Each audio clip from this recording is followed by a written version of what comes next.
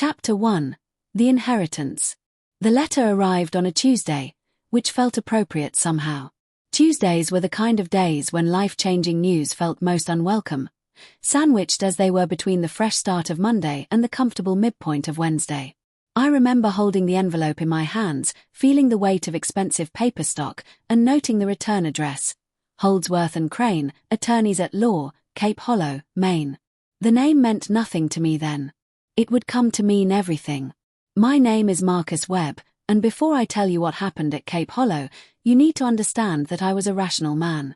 I worked as an insurance adjuster in Boston. My job was to assess risk, to quantify the probability of disaster, to put numbers to the likelihood of tragedy. I dealt in facts, in documentation, in provable claims. I'm telling you this so you'll believe me when I say that what happened wasn't the product of an overactive imagination or a predisposition toward the supernatural. I opened the letter standing in my kitchen, coffee growing cold on the counter beside me. Dear Mr. Webb, it is our duty to inform you of the passing of your great-uncle, Nathaniel Webb, on October 3rd of this year. As his only surviving relative, you have been named sole beneficiary of his estate, which includes the Lighthouse property at Cape Hollow and all associated lands and structures. We request your presence at our offices to finalize the transfer of property and discuss the terms of Mr. Webb's unusual will. Please contact us at your earliest convenience. I had to read it 3 times before the words made sense. A great-uncle I'd never heard of. A lighthouse I'd never seen. An inheritance that seemed to materialize from thin air. That evening, I called my mother. She was the family historian, the keeper of stories and genealogies. When I mentioned Nathaniel Webb, there was a long silence on the other end of the line. Marcus, she said finally, her voice careful, measured. Where did you hear that name? I told her about the letter. Another silence followed, longer this time, filled with something I couldn't quite identify. Fear. Regret. Your grandfather never spoke about his brother, she said. There was some kind of falling out, back in the 60s. Nathaniel went to live at that lighthouse and never came back to the family. Your grandfather forbade us from mentioning him. I'd almost forgotten he existed. What was the falling out about? I don't know. Your grandfather took it to his grave. She paused. Marcus, maybe you should just sign whatever papers they need and sell the property. You don't need to go there. But of course, I did go there. Curiosity has always been my weakness, and the mystery of a forgotten relative living alone in a lighthouse for 50 years was too compelling to ignore. 3 days later, I was driving north along the Maine coast, watching the landscape grow progressively more desolate as I left civilization behind. Chapter 2. Cape Hollow. Cape Hollow wasn't on most maps. I had to use GPS coordinates provided by the law firm to find it, and even then, I nearly missed the turnoff. A narrow road branched from the coastal highway, unmarked except for a weathered sign that read simply, Hollow, 12 miles. The road wound through dense pine forests that seemed to press in from both sides, their branches forming a canopy that blocked out the afternoon sun. The temperature dropped as I drove, and I found myself turning up the heat despite it being only October. The trees eventually gave way to scrubland and rocky terrain, and then I saw the ocean. It was a grey, restless thing, all whitecaps and dark swells beneath an equally grey sky. The landscape felt primordial, unchanged since the glacier retreated. Cape Hollow itself was less a town than a collection of buildings huddled together as if for warmth.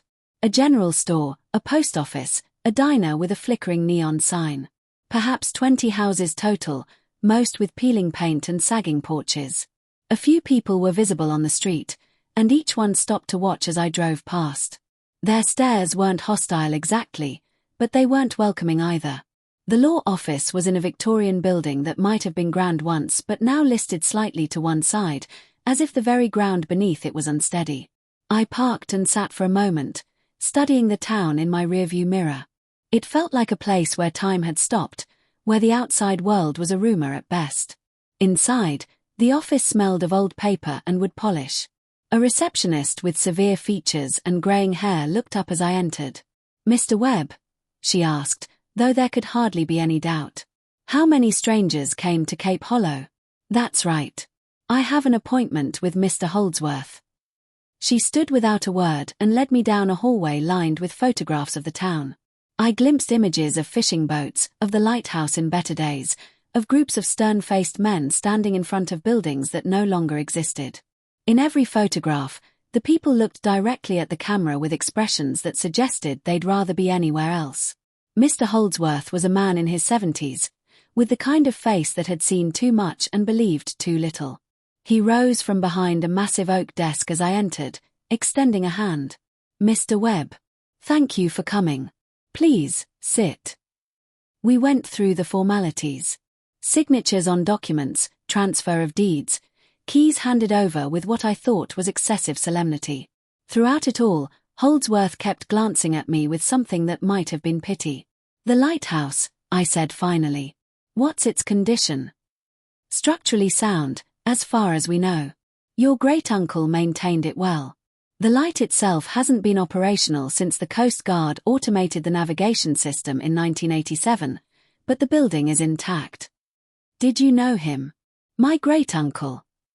Holdsworth leaned back in his chair, steepling his fingers. "I knew of him. No one in Cape Hollow really knew Nathaniel Webb. He came to town once a month for supplies, paid in cash, said little. He'd been here since before I was born, and in all that time, I don't think he had a single conversation that lasted more than 5 minutes." "What did he die of?" "Natural causes, according to Dr. Russo. Heart failure. He was 93 years old." Holdsworth paused. "He was found in the lighthouse, in the lamp room at the top. He'd been dead for approximately 3 days before anyone noticed." I tried to imagine it, an old man dying alone in that tower, the ocean crashing below, no one to hear if he called for help. It was a bleak image. "There's something else," Holdsworth said, pulling a folder from his desk. "The terms of the will include a request. Not a legal obligation, mind you, but a request nonetheless." He slid a piece of paper across to me. The handwriting was spidery but precise, written in fountain pen on yellowed stationery. "To my heir. If you are reading this, then I am dead, and you have inherited what I could not abandon. I ask only this: spend 7 nights in the lighthouse. Keep watch, as I have kept watch. You will understand why, or you will not. Either way, the choice will become clear. Do not speak to the people of Cape Hollow about what you see. They know nothing, and their ignorance protects them. Nathaniel Webb." I looked up at Holdsworth. "What does that mean? Keep watch?" "Your guess is as good as mine. The lighthouse hasn't had an operational purpose in decades. Perhaps the old man was simply mad." But Holdsworth's expression suggested he didn't believe that, not entirely. "And if I don't stay the 7 nights?" "As I said, it's not a legal requirement. The property is yours regardless. But..." He hesitated. "Your great-uncle was very specific. He seemed to think it was important. I should have left then. I should have signed the property over to a realtor and driven back to Boston. But there was that curiosity again, that need to understand. And underneath it, something else. A sense of obligation to a man I'd never met, whose blood I shared, who had lived alone with some secret for 50 years. "I'll do it," I said. Holdsworth nodded slowly, as if he'd expected nothing less. "The lighthouse is 5 miles north of town, at the end of Beacon Road. You can't miss it." He stood, signaling the end of our meeting. "Mr. Webb, I've lived in Cape Hollow my entire life. I've learned that some things are better left alone. But I can see you're going to do this anyway, so I'll just say this: if you need to leave, leave. Don't feel obligated to see it through." Chapter 3: The Tower. The drive to the lighthouse took me along a winding coastal road that seemed to deteriorate with every mile. Pavement gave way to gravel, then to dirt packed hard by years of wind and rain. The ocean was always visible to my right, a constant grey presence that seemed to absorb light rather than reflect it. The lighthouse appeared suddenly, as I crested a low hill. It stood on a rocky promontory that jutted into the sea, a white column rising perhaps 80 feet, topped with the dark glass of the lamp room. Next to it, connected by a short enclosed walkway, was a keeper's house, a 2-story structure with narrow windows that looked out over the water. I parked in front of the keeper's house and stepped out into the wind. The smell of salt and seaweed was overwhelming, and the constant roar of waves against rock created a white noise that seemed to erase all other sounds. Gulls wheeled overhead, their cries sharp and accusatory. The keys Holdsworth had given me opened the keeper's house easily, despite decades of salt air corrosion. Inside, I found myself in a world frozen in time. The furniture was simple but well maintained, a sofa with worn cushions, a wooden dining table, chairs with woven seats. The kitchen was equipped with a propane stove and an old refrigerator that hummed when I flipped the circuit breaker in the electrical panel. Everything was clean, dust-free, as if Nathaniel had known someone would come and had prepared accordingly. I explored the first floor, noting the books on shelves, maritime histories, field guides to coastal wildlife, worn paperback novels, and the photographs that lined the walls. These were older than the ones in the law office, sepia-toned images of men in oilskins standing before fishing boats, of women in long dresses gathered outside a church that no longer existed. And in several photographs, the lighthouse itself, looking much as it did now but somehow less weathered, less worn by time. Upstairs, I found 3 bedrooms. One was clearly where Nathaniel had slept, a narrow bed with a faded quilt, a nightstand with a lamp and a pair of reading glasses, a closet containing a few changes of clothes. The other bedrooms were empty save for bare mattresses and the smell of disuse. I chose Nathaniel's room for myself. It seemed appropriate somehow. As evening approached, I made a simple dinner from supplies I'd brought from Boston and sat at the kitchen table, eating mechanically while staring out at the darkening sea. The sun was setting somewhere behind heavy clouds, turning the world a deep purple grey that made it hard to tell where water ended and sky began. That was when I heard it for the first time, a sound like footsteps overhead, in the lighthouse tower itself. I froze, fork halfway to my mouth. The sound came again, a deliberate tread, ascending the spiral staircase that led to the lamproom. Step, step, step. Regular as a heartbeat. I set down my fork and moved to the window. From this angle, I could see the enclosed walkway that connected the keeper's house to the tower, and through its windows, I could make out the base of the spiral staircase. It was dark in there, no lights on, no sign of movement. But the footsteps continued, climbing higher now, the sound muffled but unmistakable. I found a flashlight in one of the kitchen drawers and approached the walkway door. My hand was steady as I turned the handle. Years of inspecting disaster sites had taught me to keep calm in strange situations, but my heart was beating faster than I wanted to admit. The walkway was cold, and my breath misted in the flashlight beam. Through the windows on either side, I could see the rocks below, hear the waves crashing with hypnotic regularity. The door to the tower was ajar, and beyond it, darkness.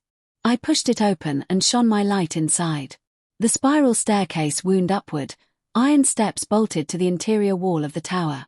The flashlight beam revealed peeling paint, rust spots on the railing, but nothing else. No one climbing those stairs. The footsteps had stopped. I stood there for a long moment, listening. The wind moaned around the tower exterior. The ocean rumbled. But inside, silence. Hello. My voice echoed in the confined space, bouncing off stone walls and metal stairs. Is anyone here? No response. Just the wind and the waves and the beating of my own heart. I began to climb. The stairs were steep, and I counted them unconsciously. 24 steps to the first landing, where a small window looked out over the rocks. 24 more to the second landing. The tower had 5 such segments, each separated by a landing with a narrow window that provided only a glimpse of the world outside. At the top, I reached the lamproom. The door was locked, but one of the keys on Nathaniel's ring fit perfectly. It opened onto a circular room ringed with windows, the massive Fresnel lens mounted in the center like a giant glass eye. The lens was dark now, had been for decades, but in the day it would have magnified a flame or electric light into a beam visible for miles. The lamproom was clean, like everything else. No dust, no debris, no sign of the death that had occurred here. I moved to one of the windows and looked out over the ocean. Night had fallen completely now, and the water was a black expanse punctuated by whitecaps that glowed faintly in the darkness. That was when I saw the light. It was far out to sea, perhaps a mile from shore. Not the steady beam of a ship's navigation light, but something else, a pale, flickering glow that seemed to float just above the water's surface. As I watched, it began to move, not toward shore but parallel to it, tracing a path along the coast. I pressed closer to the window, trying to make sense of what I was seeing. The light was wrong somehow. It didn't move like a boat would move, with the up and down motion of waves. Instead, it glided smoothly, as if the water beneath it were glass. And then it stopped. The light hung there, motionless, directly in line with the lighthouse. I had the sudden, irrational feeling that it was looking at me, that whatever produced that light was aware of my presence. The light began to brighten, growing from a faint glow to something more intense, almost painful to look at. I raised my hand to shield my eyes, and in that moment, I heard a voice. No, not a voice exactly. A sound that might have been a voice, or wind through a narrow opening, or the distant cry of something that had no right to make sounds. It was everywhere and nowhere, seeming to come from inside my own skull as much as from the external world. And it was calling a name. Not mine, but another, Nathaniel. Chapter 4, The Journal. I stumbled back from the window, my heart hammering. The light outside was fading now, diminishing back to its original dim glow before winking out entirely. The ocean returned to darkness, and the only sound was the wind and waves. I stood in the lamproom for what felt like hours but was probably only minutes, trying to rationalize what I'd seen. A fishing boat with unusual lights. A reflection on the water. Some natural phenomenon I wasn't aware of. But none of these explanations felt right, and that voice, or not voice, lingered in my memory like the afterimage of a bright light. Keep watch, Nathaniel had written. Was this what he meant? Watching for that light, hearing that sound? I made my way back down the spiral staircase, my flashlight beam bouncing off the iron steps. The keeper's house felt warm and safe by comparison, but that safety was an illusion. I knew that now. Whatever was happening here, I was in the middle of it. I couldn't sleep. Instead, I searched the house more thoroughly, looking for something, anything, that might explain what Nathaniel had been doing here for 50 years. The living areas revealed nothing new, but in the back of his bedroom closet, behind a stack of old blankets, I found a wooden box. It was locked, but the smallest key on Nathaniel's ring fit. Inside were 3 items, a photograph, a leather-bound journal, and a folded piece of paper that looked like a map. The photograph showed 2 young men in their 20s, standing in front of the lighthouse. They were smiling, arms around each other's shoulders, squinting into bright sunshine. I recognized one of them from other family photos. My grandfather, Thomas Webb, looking young and happy in a way I'd never seen him in life. The other man, Lena, with darker hair and intense eyes, must have been Nathaniel. The map was of Cape Hollow and the surrounding coastline, but someone had marked it extensively in red ink. XS dotted the water at regular intervals, following the curve of the coast. Notes were written in tiny script, dates, times, and cryptic phrases like 3 lights and voice calling JM and closer than before. But it was the journal that held my attention. I carried it downstairs, made coffee despite the late hour, and began to read. The entries started in September 1965. Nathaniel's handwriting was precise, almost obsessive in its neatness. September 12, 1965. Thomas has gone back to Boston. He thinks I'm mad, and perhaps I am. But I know what I saw. The light appeared exactly as old Cromwell said it would, 47 years after the last sighting. He told me the stories before he died, made me promise to watch, to keep the record. Thomas wouldn't listen. He said Cromwell was a drunk, that the stories were sailors' superstition. But I was here. I saw it. And I heard it calling. I told Thomas about the missing fisherman, Jacob Martins, but he wouldn't believe there was a connection. Jacob went out 3 nights after the light appeared and never came back. His boat was found drifting, no sign of struggle, nothing missing but Jacob himself. Thomas left angry. He said I was throwing my life away on ghost stories. Maybe I am. But someone has to watch. Someone has to keep the record. I flipped forward, scanning entries. They followed a pattern, months or even years of routine observations, notes on weather and ocean conditions, the comings and goings of fishing boats. And then, every few years, another entry that made my skin crawl. March 3, 1968. The light appeared again tonight. 3 years, almost to the day. I was ready this time, watching from the lamproom as the sun set. It came from the east, moving slowly along the coast. When it stopped, I heard the voice again. It's not speaking English or any language I recognize, but somehow I understand the intent. It's looking for something. Searching. I kept the lighthouse dark, as I have every night since I arrived. I don't know if it can see me, but I'm afraid to find out. June 17, 1971. Mrs. Holloway from the general store asked me today if I'd heard anything strange at night. Her son went missing last week, just walked out of their house after dark and never came back. They found his shoes on the rocks, 2 miles north of here. I didn't tell her about the light I'd seen the night before he disappeared. What good would it do? The pattern is becoming clearer. It comes every 3 to 4 years. It stays for a week, maybe 2. And someone always goes missing. August 29, 1974. I understand now why Cromwell stayed. Why he watched for 40 years before I came. It's not that we can stop it, I don't think we can. But by watching, by keeping the lighthouse dark, by noting when it appears and tracking its movements, we keep it at bay somehow. It doesn't come into town when someone is watching. It stays in the water, searching but not finding. Thomas sent me a letter yesterday. He's getting married, having a child. He wants me to come home. But this is home now. This is my purpose. I can't make him understand, and I've stopped trying. I read through the night, unable to put the journal down. Decades of observations, of lonely vigils, of watching that light appear again and again. And through it all, a growing understanding that whatever was out there wasn't natural, wasn't bound by the rules of the world I knew.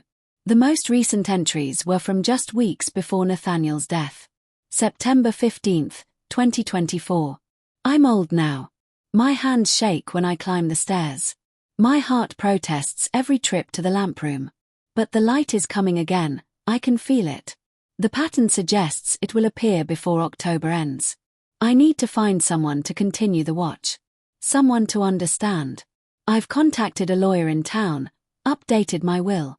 My nephew's son, I've never met him, but he's the only family I have left. Thomas died years ago, still thinking I was crazy. Maybe his grandson will be different. Maybe he'll understand. September 28, 2024. The light appeared tonight. Earlier than expected. It's changing, becoming bolder. It came within half a mile of shore, closer than it's ever been. The voice was louder too. I could almost make out words. I'm tired. So very tired. But I have to watch.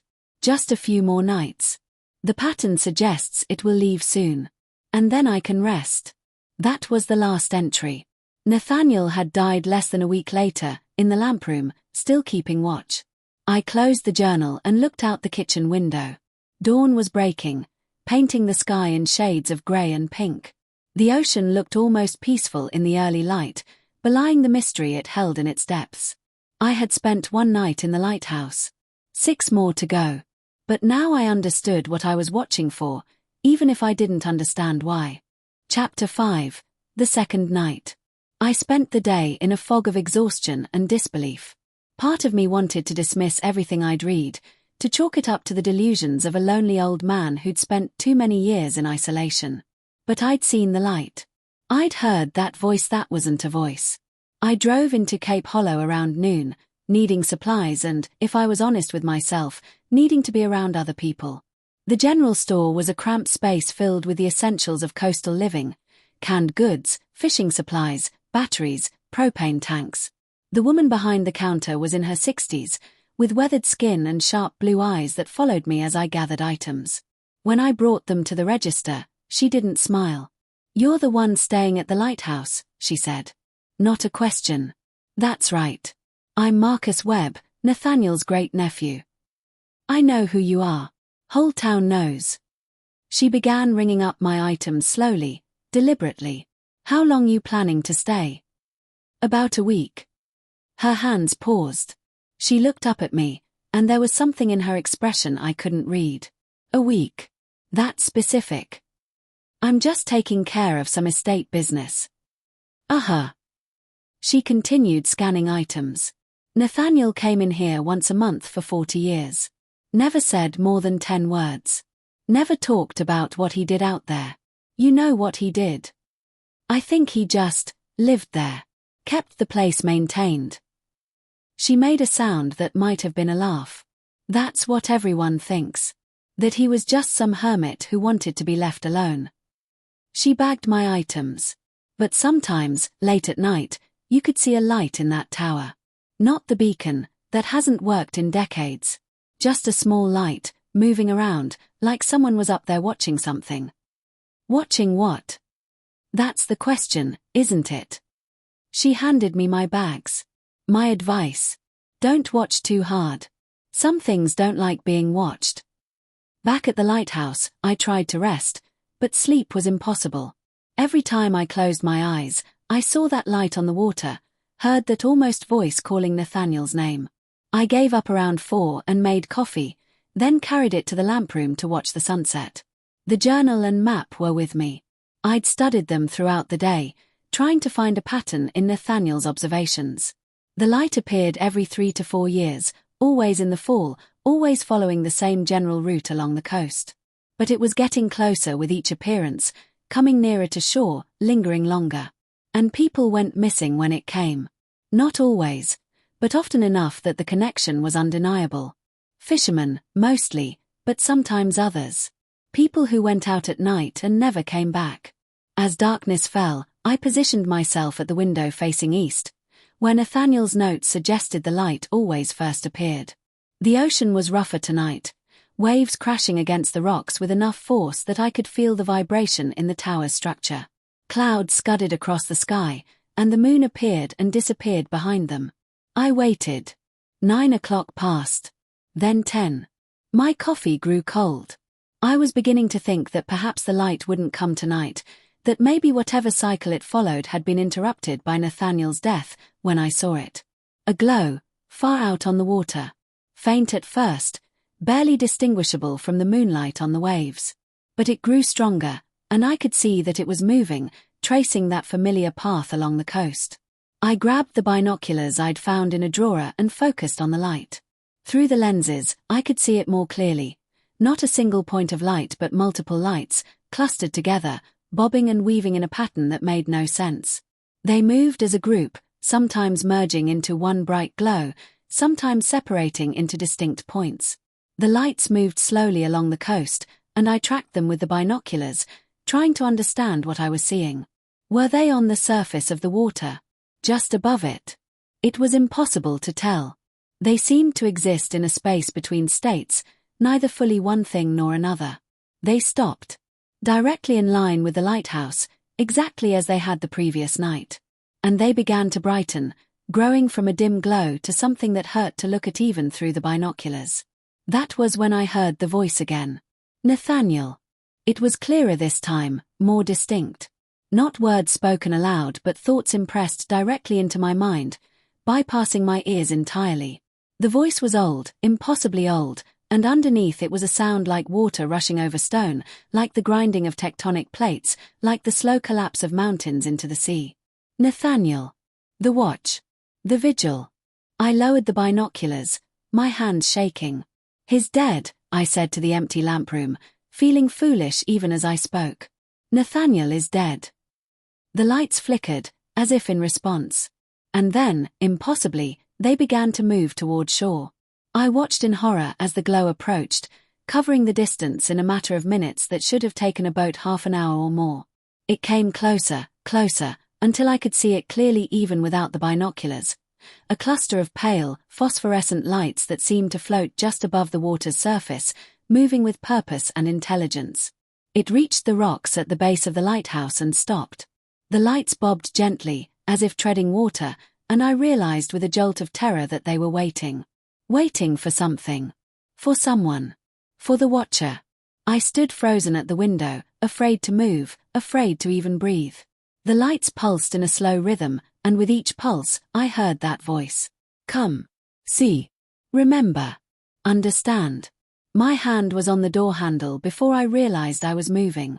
Some part of me, the curious part, the part that needed to understand, was pulling me toward those lights, toward the water, toward whatever waited there. I wanted to open the door, to descend the stairs, to walk down to the rocks and into the sea. And then I saw the photograph in my mind.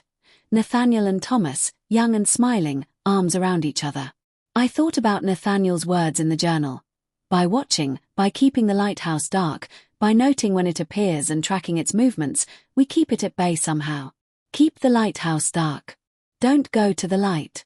Watch, but don't join. I jerked my hand away from the door and backed into the center of the lamp room. The lights outside pulsed faster now, more urgently, and the voice in my head took on a tone I can only describe as frustration. Come. The covenant. The watch must continue. No, I said aloud. I'm watching from here. That's all. The lights blazed suddenly, bright enough that I had to cover my eyes. The voice became a roar in my mind, no longer words but pure emotion. Anger, hunger, and underneath it all, something that might have been desperation. And then it was gone. The lights winked out like candles in the wind, and the voice cut off mid-thought. I lowered my hands and looked out at the ocean. It was empty, just dark water and whitecaps reflecting the moonlight. I sank to the floor, my back against the cold glass of the Fresnel lens, and tried to stop shaking. Chapter 6. The History. I didn't sleep that night. Instead, I sat in the kitchen with Nathaniel's journal, reading and rereading his entries, trying to understand what I was dealing with. As dawn broke, I made a decision. I needed more information. Nathaniel had mentioned Cromwell, the lighthouse keeper, before him. If Cromwell had kept records, they might still exist somewhere. The Cape Hollow Historical Society was housed in a small building next to the post office. It was open only on weekday afternoons, according to the sign on the door, which meant I had to wait until the following day to investigate. I spent the intervening time exploring the rocky coastline around the lighthouse. In daylight, with the sun breaking through clouds and seabirds calling overhead, it was hard to believe in the horror I'd witnessed the night before. The ocean was just an ocean, the rocks just rocks. Nature, not supernatural. But in several places along the shore, I found something that made me pause. Circular marks on the stones, worn smooth as if by water but arranged in patterns that were too regular to be natural. Some were clustered in groups of 7 or 9, while others formed long chains that extended from the waterline up toward the higher ground. I photographed them with my phone, though I wasn't sure what I was documenting. Evidence of something, but what? That afternoon, I returned to town. The Historical Society was run by a man named Gerald Pritchard, who looked to be in his 80s and moved with the careful deliberation of someone whose body had long since ceased to cooperate with his mind's ambitions. "Help you?" he asked as I entered, looking up from a desk covered in old newspapers. "I'm researching the lighthouse at Cape Hollow. Specifically, the keepers who lived there. I'm interested in a man named Cromwell." Pritchard's expression shifted subtly, from polite interest to something more guarded. "You're the nephew. Nathaniel's heir. News travels fast. In a town this size, you could time it with a stopwatch." He stood, moving toward a filing cabinet. "Cromwell. That would be Samuel Cromwell, keeper from 1918 to 1965. What do you want to know?" "Everything. Why did he stay so long? What was he doing there?" Pritchard pulled a folder from the cabinet and carried it back to his desk. Samuel Cromwell came to Cape Hollow after the First World War. He was a young man, early 20s, and he'd been a sailor in the Merchant Marine. Signed on as assistant keeper, then became head keeper when old Jeremiah Booth died in 1920. He opened the folder, revealing yellowed documents and photographs. The lighthouse was operational then, of course. Important for navigation. But even after the Coast Guard took over maintenance in the 50s, Cromwell stayed on. Lived there until he died in 65. Your great-uncle took over about 6 months later. Did Cromwell keep records? Logs of his observations? He kept the official logs required by the Lighthouse Service, sure. But those are just weather reports and ship sightings, nothing unusual. Pritchard hesitated. However, there are other documents. Cromwell donated his personal papers to the society before he died. Most of it is mundane, shopping lists, letters to family, but there's one item that might interest you. He pulled a thin leather notebook from the folder. It was water-stained and brittle with age. Cromwell called this his chronicle. He asked that it be kept sealed for 50 years after his death. That time period elapsed in 2015. I read it then. Only twice. Both times gave me nightmares. He slid the notebook across the desk to me. You're welcome to read it here.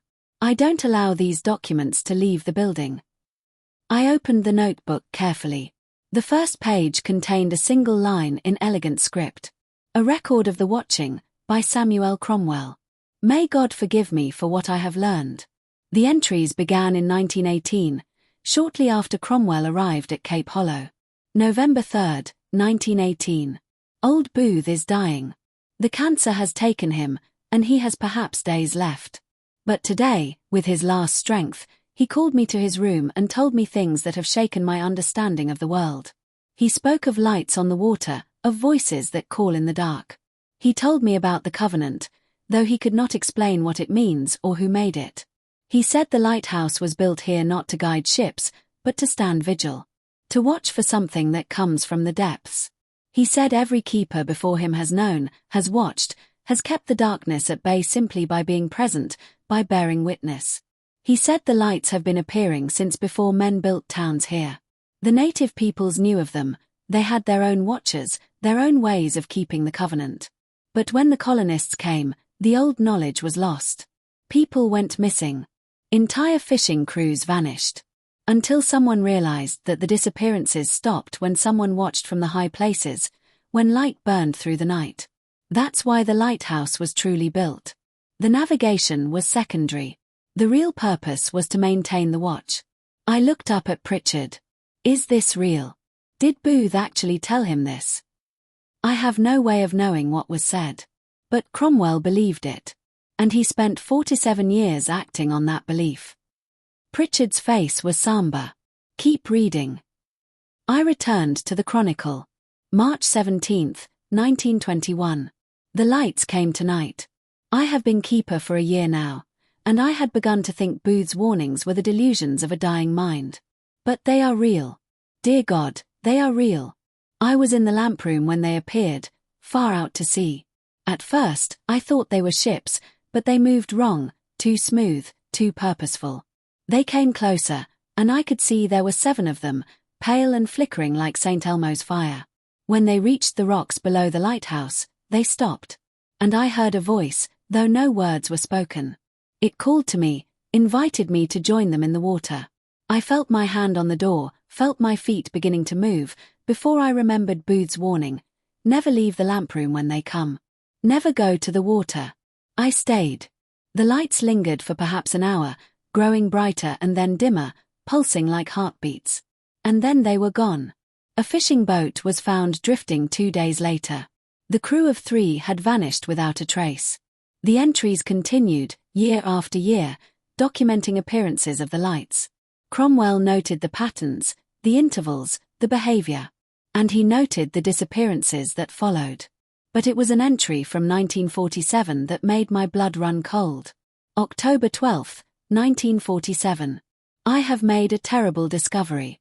While researching the history of this coast in the town library, I found a journal kept by a missionary who visited the native peoples here in 1623. He wrote of their customs, including one that disturbed him greatly. Once every few years, when certain lights appeared on the water, they would send one of their own to the shore at night. This person would walk into the sea and not return. The missionary called it human sacrifice and tried to stop it. The natives told him that the lights demanded tribute, that without it, they would come ashore and take many. One life given freely, they said, kept the hunger satisfied. When the missionary finally convinced them to stop this practice, an entire village disappeared over the course of a single night. 47 people. Gone without a trace. The missionary fled and never returned. Chapter 7, The Fourth Night. I spent the rest of that day in a state of numb shock, driving aimlessly along the coastal roads, trying to process what I'd learned. The rational part of my brain screamed that this was impossible, that I was being pulled into a collective delusion, that there had to be a reasonable explanation for the lights and the disappearances. But I'd seen those lights.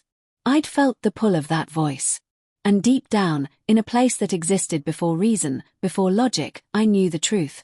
Something waited in the water, something old and hungry, and only the lighthouse stood between it and the shore. That night, I climbed to the lamp room earlier than usual, wanting to be ready if the lights appeared. The sun was just setting, painting the clouds in shades of red and gold that seemed obscene given what I now knew about this place. I had Nathaniel's journal with me, opened to one of his later entries. He'd written something that I'd glossed over on first reading, but that now seemed crucial. The lights are not evil, I think. They are simply what they are, a force of nature, like a storm or a flood. They hunger because that is their nature. We fear them because we are what they hunger for. But in their own way, they are magnificent. Magnificent. I looked out at the darkening ocean and tried to see it through Nathaniel's eyes. What would it be like to watch something impossible year after year, to bear witness to a mystery that defied explanation? Was there a strange beauty in it, a terrible wonder? The lights appeared at 9:47 p.m. I noted the time automatically, understanding now why Nathaniel had been so meticulous in his record-keeping. Every data point mattered, every observation could be significant. There were 9 lights tonight, more than I'd seen before. They emerged from the east, rising from the water as if being born from the ocean itself. They moved in a formation that was almost geometric, maintaining perfect spacing as they glided along the coast. I watched through the binoculars, and for the first time, I tried not to fear what I saw but to understand it. The lights weren't random. There was intelligence in their movements, purpose in their patterns. They were searching, scanning the coastline with methodical precision. They stopped, as always, in front of the lighthouse. And the voice came, but this time I listened without panic, trying to parse meaning from the alien thoughts that pressed against my mind. The watch. The witness. The light that does not burn. Images flickered in my mind, not my memories but something else, something vast and incomprehensible. I saw the ocean as it had been millennia ago, before humans walked these shores. I saw the lights moving through the water, part of an ecosystem I couldn't begin to understand. I saw the first people arriving, settling along the coast, and I saw the first time the lights took someone, drawn by curiosity and warmth and the animating spark that made humans different from fish or seals. I saw the covenant being formed, not through words but through understanding, a life given freely and many lives spared. A bargain struck between species that could barely comprehend each other. And I saw the lighthouse being built, a new kind of covenant. No sacrifice required, but presence demanded. Vigilance. Witness. Someone to watch and remember and maintain the barrier between worlds. You understand, the voice whispered. You see. But you are not him. Not Nathaniel. The watch changes. I know, I said aloud. He's gone. But I'm here now. I'm watching. The lights pulsed, considering. And then, slowly, they began to withdraw. Not quickly, not in defeat, but with the patience of something that had waited eons and could wait eons more. I watched until they disappeared beyond the eastern horizon, and then I sat on the floor of the lamp room, trembling with exhaustion and something that might have been awe. Chapter 8. The Town's Secret. The next morning, I returned to Cape Hollow with questions. The Historical Society was closed, but I found Pritchard at the diner, eating breakfast alone in a corner booth. He looked up as I approached, unsurprised. Sit, he said, gesturing to the seat across from him. I slid into the booth. The whole town knows, don't they? About the lights, about what the lighthouse really does. Pritchard took a sip of coffee before answering. Some know more than others. The old families, the ones who've been here for generations, they know. We don't talk about it, not openly. But we remember. We keep our children inside when the lights are expected. We don't fish at night during those weeks. We make sure someone is always at the lighthouse. Why didn't anyone tell me? Why let me walk into this blind? Would you have believed us? Pritchard's eyes were sharp. If I'd told you the day you arrived that there were supernatural lights in the water that hungered for human life, would you have stayed? Or would you have thought I was crazy and left immediately? He had a point. What happens if I leave? If I don't finish the 7 nights? Honestly, we don't know. Nathaniel's death left us without a watcher for nearly 3 weeks. Some of us were terrified of what might happen, but the lights only appeared twice during that time, and they didn't come close to shore. Maybe they were waiting to see if someone would take up the watch. He paused. Or maybe they were testing, seeing how far they could come without resistance. A woman approached our table. She was younger than Pritchard, perhaps in her 60s, with iron-grey hair pulled back in a severe bun. She looked at me with open hostility. "You're Nathaniel's nephew," she said. It was an accusation. "I am. My son disappeared in 1987. Went out fishing one night and never came back. His boat was found empty." Her voice shook. Nathaniel was in that lighthouse. He was supposed to be watching. He was supposed to keep us safe. I didn't know what to say. Pritchard intervened gently. "Martha, that's not fair. You know the watch doesn't guarantee." "Doesn't guarantee what?" "That my boy comes home." She turned back to me, eyes blazing. "You think this is some noble calling? Watching from your tower while people die?" My son was 23 years old. He had his whole life ahead of him. She walked away before I could respond. I looked at Pritchard helplessly. "She's not wrong," he said quietly. "The watch helps, but it's not perfect. People still disappear. Usually those who ignore the warnings, who go out at night when they shouldn't. But sometimes the lights take someone despite our precautions. We've never understood why some people are taken and others aren't." "This is impossible," I said, though the words felt hollow. "In the 21st century, how can something like this still be happening? Why hasn't anyone investigated? Scientists, government agencies?" "Oh, they've tried. In the 50s, the Coast Guard sent a team to investigate reports of unusual lights. They spent 2 weeks here, found nothing, left. In the 70s, some marine biologists came, studied the ecosystem, found nothing unusual. The lights don't appear for outsiders, Mr. Webb. They appear for us. For the people who live here, who know what to look for." He finished his coffee. "And even if someone did document them, who would believe it? Glowing lights that cause people to disappear. It sounds like a bad horror story. So what am I supposed to do? Just accept this?"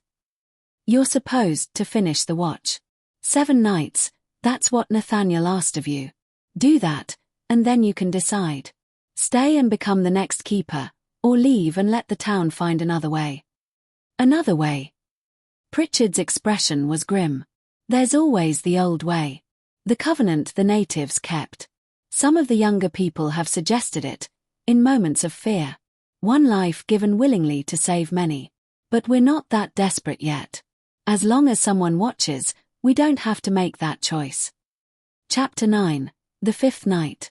The weight of what I'd learned pressed down on me as I drove back to the lighthouse. I thought about Martha and her missing son, about the countless others who'd been taken over the centuries, about the impossible choice facing this small town. Maintain an endless vigil against something that shouldn't exist, or resort to human sacrifice. I thought about leaving. I could drive away, sell the property to someone else. Let Cape Hollow figure out its own solution. I had 3 nights left of the week Nathaniel had asked for. I could break that promise, that request from a man I'd never met. But even as the thoughts formed, I knew I wouldn't leave. Not yet. Something had changed in me over the past few nights. The lights were horrible, yes, but they were also a mystery unlike anything else in the world. And I was a man who'd spent his life assessing risks, calculating probabilities, trying to understand the likelihood of disaster. Here was something beyond probability, beyond calculation. Something that demanded not understanding but acceptance. That night, I brought everything to the lamproom. Nathaniel's journal, Cromwell's chronicle, the map with its red markings. I spread them out on the floor and studied them in the fading light, looking for patterns I might have missed. The lights appeared at 10:12 p.m., later than usual. There were fewer of them tonight, only 5, but they seemed brighter, more concentrated. They moved faster too, racing along the coast with an urgency I hadn't seen before. When they stopped in front of the lighthouse, They didn't just hover. They began to move in a circle, a slow rotation that created a mandala of light on the dark water. It was hypnotic, beautiful in a way that made my chest ache. The voice came, but it was different this time. Multiple voices, overlapping, speaking in harmony. 2 nights remain. The count approaches completion. Will you continue? Will you stay? Will you become the keeper of the vigil? I don't know, I admitted. I don't know if I can do this. Nathaniel spent 50 years watching. That's half a century of isolation, of bearing witness to something he couldn't explain to anyone. I don't know if I'm strong enough for that. Strength is not required. Only presence. Only witness. Only the willingness to stand between the depths and the shore. Why? I asked. Why does watching matter? Why does having someone in the lighthouse keep you from coming ashore? The lights pulsed, and images flooded my mind again. I saw the first covenant, the native peoples making their bargain. I saw the understanding that had been reached. The lights would take their tribute from the depths, from the fish and whales and other creatures of the ocean, as long as the 2-legged ones acknowledged them, honored them, maintained awareness of their presence. The sacrifice had been a way to maintain that acknowledgement, to keep the covenant fresh in human memory. But it was the acknowledgement itself that mattered, not the death. The watch served the same purpose, a constant reminder that the lights existed, that they were seen, that they would not be forgotten or ignored. Without that acknowledgement, the lights were free to come ashore, to take what they wanted, when they wanted. The covenant would be broken, and the old hunger would return unchecked. We do not wish to take, the voices said. We wish to be remembered. To be witnessed. To be real in your eyes as you are real in ours. The bargain is simple. See us, and we will see you. Know us, and we will know our boundaries. I thought I understood then. It wasn't about power or magic or supernatural barriers. It was about consciousness, about the act of observation creating relationship, creating responsibility on both sides. As long as someone watched, the lights were bound by the terms of that watching. They were seen, acknowledged, remembered, and in return, they remained at bay. And if no one watches, then we are forgotten. And what is forgotten has no covenant to honor. The lights began to withdraw, but slowly, as if reluctant. As they faded into the distance, I felt something I hadn't expected. Sadness. Not my sadness, but theirs. A loneliness that spanned eons, a hunger that was about more than feeding. They wanted to be known, to be remembered, to have their existence acknowledged by something that could truly understand acknowledgement. They were as alone as Nathaniel had been. As alone as I was now. Chapter 10, The 6th Night. I woke the next morning with a sense of clarity I hadn't felt in days. I understood now what Nathaniel had been doing all those years, why he'd stayed despite the isolation. He wasn't just protecting the town. He was maintaining a relationship, a dialogue between 2 forms of consciousness that could barely comprehend each other. I spent the day writing. Not in Nathaniel's journal, that was his, but in a new notebook I'd bought in town. I documented everything I'd seen, everything I'd learned, everything I'd felt. If I decided to stay, these notes would be important. If I decided to leave, whoever came after me would need to understand. But even as I wrote, I felt the pull of the lamproom, the call of the watch. It was addictive in a way I hadn't anticipated. The mystery, the wonder, the terrible beauty of those lights. How could I go back to assessing insurance claims after seeing something so impossible, so profound? That evening, I received a visitor. A knock on the door of the keeper's house surprised me. In the days I'd been here, no one from town had come to the lighthouse.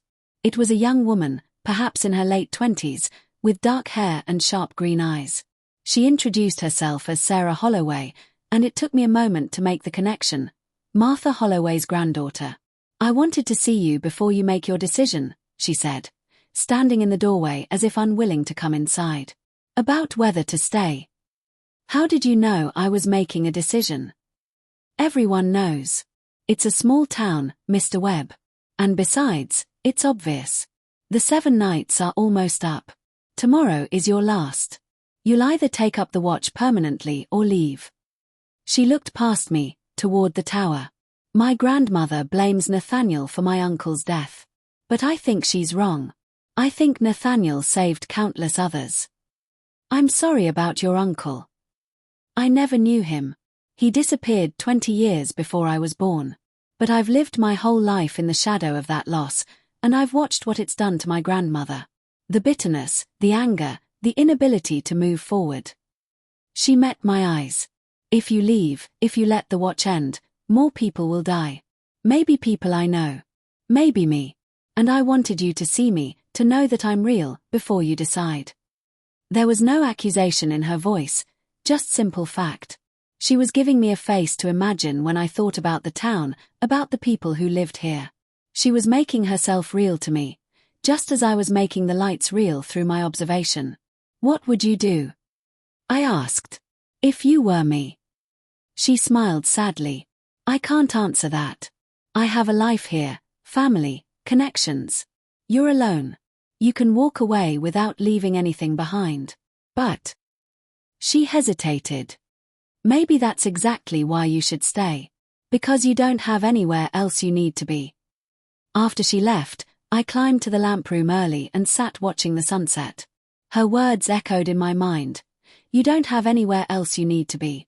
She was right. My life in Boston had been comfortable but empty. Work, apartment, a few casual friends, nothing deep, nothing meaningful. I'd been existing, not living. And in a strange way, the past week had been the most alive I'd felt in years. The lights appeared at 9:30 p.m., right on schedule. There were 7 of them tonight, and they moved with an urgency that suggested they knew this was the penultimate night.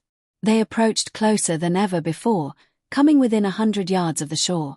I could see them clearly now without binoculars. Luminous shapes that were neither quite solid nor quite transparent, pulsing with rhythms that seemed to match my own heartbeat. The voices were loud tonight, insistent. Tomorrow. The final night. The 7th watch. Choose. Keeper. Choose witness or blindness. Choose covenant or chaos. Choose to see or choose to forget. I'm still here, I said. I haven't left. But will you stay? Will you become what Nathaniel became, what Cromwell became, what all the watchers before them became? Will you give your life to the vigil? My life. Nathaniel lived to be 93. He lived, yes. But he lived only for this. The watch consumed him, as it consumes all keepers. There is no family, no normal life, no world beyond these walls. Only the ocean, the lights, and the endless repetition of nights like this one. Is that a life you can accept? I thought about it seriously. Could I spend 50 years here, alone, watching for lights that appeared every few years? Could I give up everything else for this strange duty?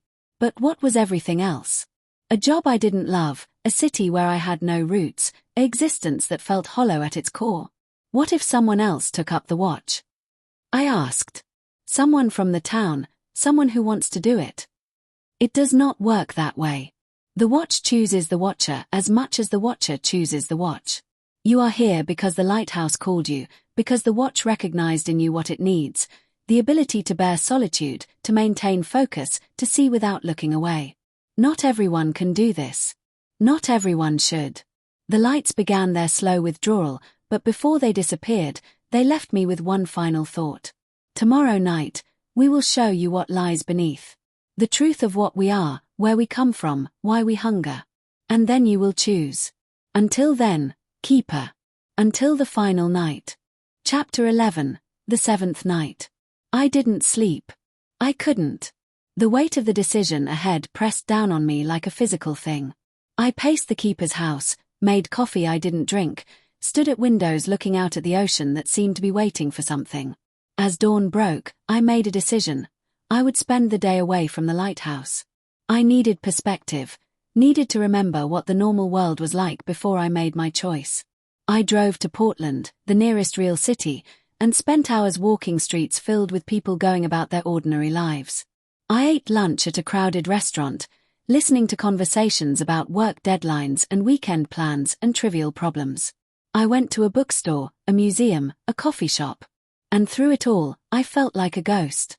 These people were living in a world that had no room for impossible lights or ancient covenants or the weight of keeping watch against things that shouldn't exist. Their concerns were valid, their lives were real, but they felt insubstantial compared to what waited for me back at Cape Hollow. I understood then what Nathaniel must have felt, why he'd stayed isolated for so long. Once you'd seen the lights, once you'd heard those voices and understood the vastness they represented, how could anything else matter? How could grocery shopping or small talk or normal concerns feel anything other than trivial? I drove back to the lighthouse as the sun was setting, and I knew I'd already made my choice. I just needed to have it confirmed. The 7th night. The final watch. I climbed to the lamp room as darkness fell, bringing nothing with me but my resolve. The ocean was calm tonight, unnaturally so.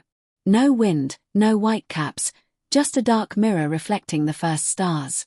The lights appeared at exactly 9 p.m. All of them this time. I counted 19 distinct points of light, more than I'd seen any other night.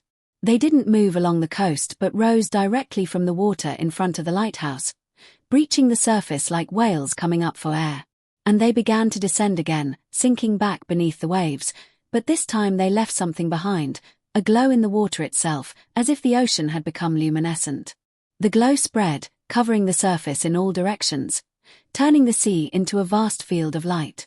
Come, the voices said. Not to join us. Not to feed us. But to see. To truly understand what you pledge yourself to watch. I found myself walking down the spiral stairs without conscious decision. Through the walkway, out the door, down the path to the rocks. I stopped at the water's edge, where the glowing sea lapped at the stone. The surface began to clear, becoming transparent, and I could see down into the depths. What I saw there defied description. There were structures, vast and geometric, built from what looked like coral or bone or something between the two. They stretched down into darkness, kilometers deep, covering what must have been square miles of ocean floor. And moving through these structures were the sources of the lights, creatures that were like nothing on Earth, or perhaps were like everything on Earth distilled into a form that predated categorization. They were biological but also seemed partly crystalline, partly energy. They moved through the water with grace that made whales look clumsy. We are old, the voices said. Older than your species, older than most life on this world. We were here when the first cells divided in the ancient seas. We have watched life emerge, diversify, evolve. We have seen species rise and fall. We are the observers, the witnesses, the keepers of memory in the deep places. I watched as the creatures moved through their underwater city, and I began to understand. They were doing the same thing Nathaniel had done, that Cromwell had done, that I was meant to do. They were watching.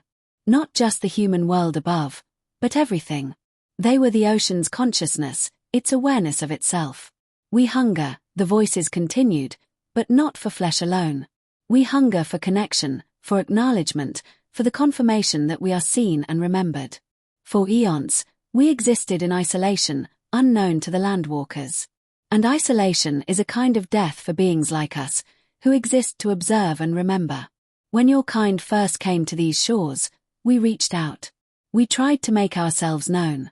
And sometimes, in our loneliness and hunger, we took too much. We took the curious ones, the ones who came to the water's edge at night. We didn't mean harm, we simply wanted to be known, to have our existence validated by another consciousness.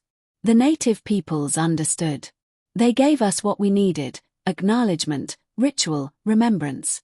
And in return, we stayed in our depths, taking only what was freely offered. The covenant was mutual respect, mutual awareness. When that covenant broke, we were forgotten again. The loneliness drove us to take more, to reach further, to try desperately to be seen. Until the lighthouse was built, and the watch began. Another form of covenant, another way of being remembered. And it was enough. The glow began to fade, the vision of the underwater city disappearing as the ocean returned to its normal opacity. The lights rose to the surface and gathered once more in front of the lighthouse. This is what you watch over, keeper. Not monsters or demons or evil things, but beings as old as time, as lonely as the void, who simply wish to be known. Will you grant us that? Will you maintain the covenant of awareness? I looked at the lights, and I understood finally what Nathaniel had understood, what Cromwell had understood, what all the watchers had understood. This wasn't a burden. It was a privilege. To be the bridge between two forms of consciousness, to maintain a relationship that spanned the boundary between land and sea, to be the memory that kept both sides safe. Yes, I said. I'll watch. I'll remember. I'll be the keeper. The lights blazed brightly, a flash of pure joy that I felt in my bones. And then, gently, they descended back into the depths, leaving the ocean dark and quiet once more. I stood on the rocks for a long time, looking out at the water. Somewhere down there, beings older than humanity were continuing their eternal observation, secure in the knowledge that they were remembered, that someone above acknowledged their existence. And I was that someone now. The watcher. The keeper of the covenant. I climbed back to the lamp room and opened Nathaniel's journal to the last page, where he'd written his final entry. Below it, I added my own. October 15th, 2024. I am Marcus Webb, and I have seen the lights. I understand now why Nathaniel stayed, why he dedicated his life to the watch. This is not a sacrifice but a calling. The vigil continues. The covenant holds. I will be here, watching, remembering, maintaining the bridge between depths and shore. For as long as I live, the watch will not fail.